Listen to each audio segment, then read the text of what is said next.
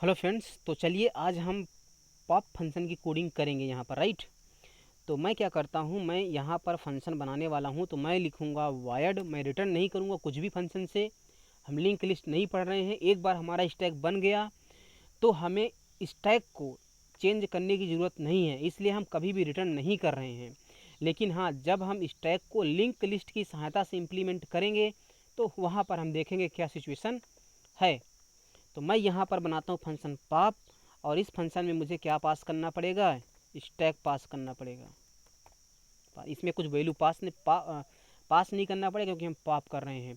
और पॉप करने से पहले मुझे ये चेक करना पड़ेगा कहीं हमारा स्टैक इम्पटी तो नहीं है। अगर टॉप की वैल्यू -1 है तो हम उससे कुछ पॉप नहीं कर सकते। तो उसके लिए हमने एक फंक्शन ही बना लिया था। यहाँ पर देखिए इज स्टैक इम्पटी। तो अगर यहाँ से 1 रिटर्न हो रहा है तो मैं लिखा इफ़, फंक्शन को कॉल किया, इसमें स्टैक पास कर दिया। तो अगर यहाँ से 1 रिटर्न होके आया तो मतलब हमारा स्टैक इम्पटी है। तो मैं क्या करूँगा, मैं लिख देता हूँ अंडर फ्लो कंडीशन, और लिख देता हूँ pop is not allowed. Okay, spelling गलत हो जाए तो आप लोग कमेंट में मत किया करना कि स्पेलिंग जाके पहले सीखो, पहले इंग्लिश सीखो, ठीक है। यहाँ इंग्लिश सिखाने के लिए नहीं आए हैं, राइट। अब अगर मुझे एलिमेंट, अगर मतलब हमारे स्टैक में कुछ एलिमेंट हैं तो मुझे उनको डिलीट करना है, और डिलीट करने के लिए सिंपली मुझे टॉप को डिक्रीमेंट कर देना है। लेकिन अगर हमने टॉप को डिक्रीमेंट कर दिया, पहली बात तो हम टॉप को ऐसे नहीं लिख सकते, ठीक है। हमने टॉप को डिक्रीमेंट कर दिया। लेट सपोज कुछ मैं काम करता हूँ, मैं क्या करता हूँ, मैं कुछ में कुछ वैल्यू रख लेता हूँ, यहाँ पर 3 4 5, ठीक है। तो जो हमारा टॉप होगा, जो हमारा क्या होगा, टॉप होगा। ये हमारा क्या है, टॉप है। टॉप एक वेरिएबल है, ये टॉप है, सॉरी। हमें एक नया वेरिएबल बनाने की जरूरत नहीं है, ठीक है, नहीं तो अभी ये दिक्कत हो जाएगा काम।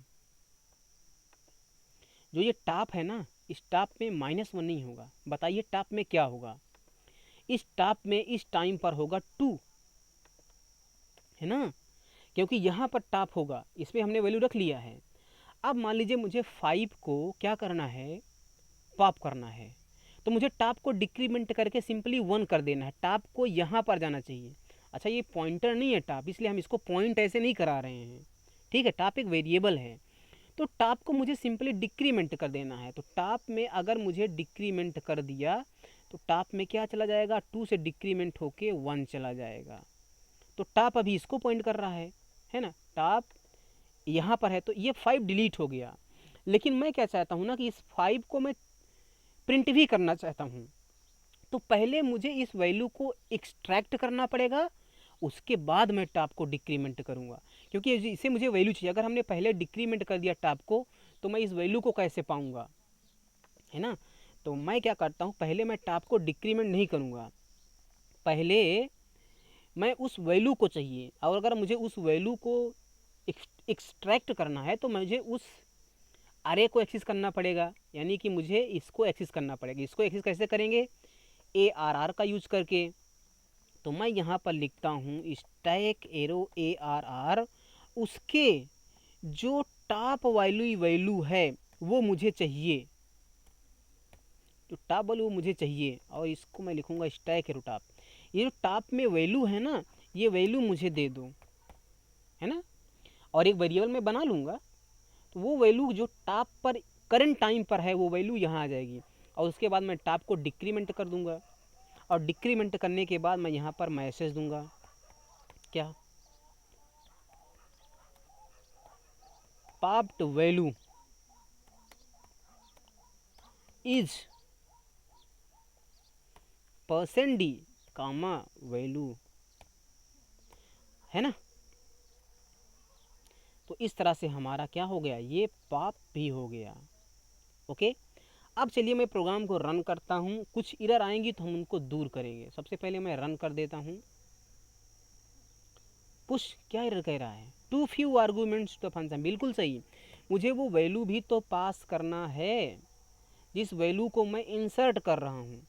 अच्छा, मैं एक काम कर लेता हूँ, मैं इस यहाँ पर वैल्यू को इंटर नहीं करना चाहता, मैं मेन फंक्शन में सबकी कोडिंग केस में सेम रखना चाहता हूँ। तो जो ये पुश फंक्शन है ना, ये जो पुश फंक्शन है, मैं यहाँ पर ये वैल्यू पास नहीं करूँगा। जब भी मुझे पुश करना पड़ेगा तो मैं इल्स में आऊँगा। देखिए अगर पुश करना है तो मैं इल्स में आऊँगा, तो मैं यहीं पर इनपुट ले लेता हूँ।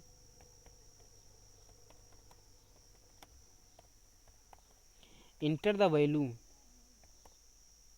ओके, और मैं लगाऊँ क्या, scanf %d comma address of value, और यही वैल्यू को मैं यहाँ पर क्या कर रहा हूँ, पुश कर रहा हूँ, और इंट वैल्यू को मुझे डिक्लेयर करना पड़ेगा। समझ बात आई? तो पास करूँ या ना करूँ तो हमारे ऊपर है ना। या तो मैं यही वैल्यू इनपुट करके मेन फंक्शन में इनपुट कर लेता और इस फंक्शन में पास कर देता। तो जैसा भी आपका मन हो आप कर लीजिए। अनडिफाइंड मीनू, बिल्कुल सही बात है यार। अनडिफाइंड, एक इधर और आगे देखिए, अनडिफाइंड मीनू। क्यों हमने यहाँ पर मीनू नहीं, 2 ई कैपिटल रखा है, और कुछ इधर है, अनडिफाइंड रिस्पेंस टू शो स्टैक। अच्छा, मुझे ये शो स्टैक भी तो बनाना पड़ेगा। तो अभी मैं इसको कमेंट कर दे रहा हूँ। अभी हमने शो स्टैक नहीं बनाना है, मुझे बनाना पड़ेगा। ठीक है, मेरा प्रोग्राम रन हो गया है। शो स्टैक काम नहीं करेगा, तो सबसे पहले मैं पॉप करता हूँ, क्योंकि कोई एलिमेंट है ही नहीं। देखिए कह रहा है कि overflow condition, pop is not allowed. अब मैं पुश करता हूँ, मैंने चॉइस इंटर किया 1, लेट से मैं 10 पुश करता हूँ, वैल्यू पुश्ड। अब अगर मैं पॉप करूँ तो 10 पॉप होना चाहिए। देखिए पॉप्ड वैल्यू इज 10। और फिर से अगर मैं पॉप करूँ तो देखिए कह रहा है कि अंडर फ्लो कंडीशन है ना। अब मैं पुश करता हूँ, मैं 10 पुश कर लिया, मैंने 20 पुश कर लिया, मैंने 30 पुश कर लिया, मैंने 40 पुश कर लिया, मैंने 50 पुश कर लिया। तो 5 वैल्यू हमारे अरे में जा चुकी हैं। अब फिर से अगर मैं 60, फिर से अगर मैं देखिए अगर फिर से अगर मैं पुश करने की कोशिश करता हूँ तो ये कह रहा है कि overflow condition, push is not allowed. Why? Because our array is full, है ना। और मैं इनपुट करने की भी बात नहीं कर, देखिए हमारा अरे फुल हो चुका है। तो अगर अब मैं 2 इंटर करता हूँ, देखिए 50 पाप होगा, देखिए 50 पाप हुआ है। और अगर अब मैं इंसर्ट करना चाहूँ 60, तो देखिए 60 इंसर्ट हो गया है। और फिर से अगर मैं इंसर्ट करना चाहूँ तो कह रहा है ओवरफ्लो कंडीशन। अगर मैं पाप करूँ तो 60 पाप होगा, फिर से पाप करूँ तो 40 होगा, फिर से करूँ 30 होगा, फिर से करूँ 20, 10, फिर से करूँ तो ये देखिए ओवरफ्लो कंडीशन होनी चाहिए, है ना। अच्छा चलिए मैं ये फंक्शन बना लेता हूँ, शो स्टैक। इसकी भी कोडिंग मैं कर ही लेता हूँ, इसको क्यों छोड़ा जाए। तो इससे मुझे कुछ रिटर्न नहीं करना पड़ेगा, मैं जल्दी जल्दी करता हूँ।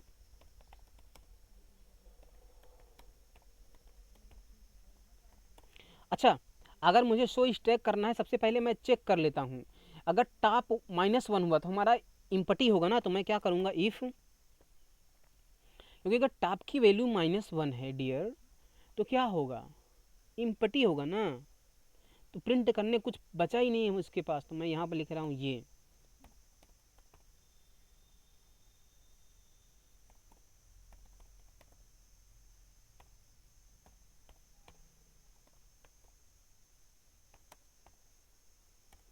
स्टैक इज इम्पटी,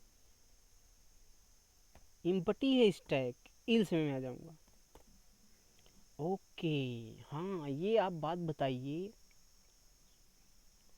अब अगर मुझे स्टैक की जो वैल्यूज़ हैं उनको प्रिंट करना है तो मुझे यहाँ से प्रिंट करना पड़ेगा। अच्छा, मैं कहाँ से प्रिंट करना चाहता हूँ, ये कहाँ से मैं प्रिंट करना चाहता हूँ बताइए।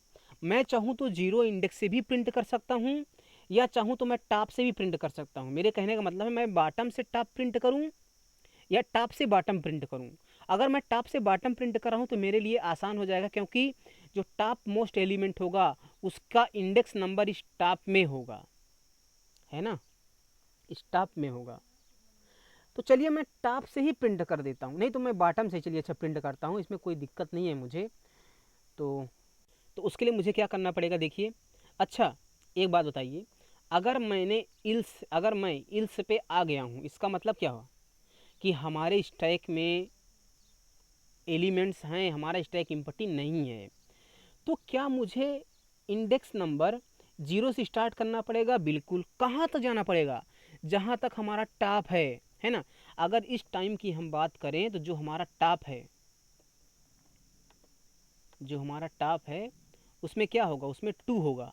तो मुझे 0 इंडेक्स से शुरू करके 2 तक जाना है ना। तो मैं क्या करूँगा, मैं यहाँ पर एक वेरिएबल बना लेता हूँ। लेट से मैं बना लेता हूँ कुछ भी नाम से, इंडेक्स नाम से, और उसमें 0 रखूँगा शुरू से, राइट। और मैं क्या करूँगा, मैं एक लूप लगाऊँगा और इंडेक्स इक्वल टू 0 मुझे 0 से इनिशियलाइज करने की इसकी ज़रूरत नहीं है। 0 less than equal to top. लेकिन टॉप को तो हम ऐसे लिख ही नहीं सकते, लिखेंगे स्टैक एरो टॉप। हालांकि ये सो फंक्शन हम लोग बनाते नहीं हैं, लेकिन मैं बना रहा हूँ ताकि आपको सब समझ में आए। ठीक। अब मुझे क्या करना है, मुझे प्रिंटफ लगा देना पड़ेगा। और क्या, लाइन में चेंज एक बार नहीं करूँगा, मैं लगाऊंगा %d। और इसके बाद मुझे प्रिंट करना है। क्या प्रिंट करना है? जो स्टैक का अरे है उसके इंडेक्स वाली जो वैल्यू है वो मुझे प्रिंट करना है। और इससे पहले मैं क्या करूँगा, प्रिंट ऑफ लाइन चेंज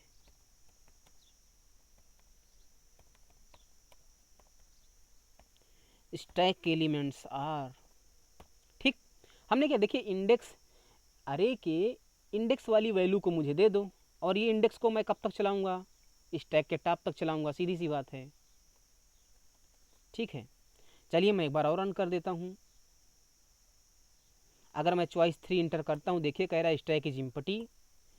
चलिए मैं 1 इंसर्ट कर लेता हूँ। 1 इंसर्ट कर लिया मैंने, 3 को किया, देखिए 10 प्रिंट हो रहा है। मैं एक और इंसर्ट कर लेता हूँ 20, मैं 3 प्रेस करता हूँ, देखिए 10 20 प्रिंट हो रहा है। मैं एक और इंसर्ट कर लेता हूँ 30, और मैं 3 इंटर करता हूँ, देखिए 10 20 30। मैं 2 इंटर करता हूँ, 30 पाप होगा क्योंकि 30 टॉप में होगा। फिर अगर मैं 3 को देखिए सिर्फ 20 बचा है ना।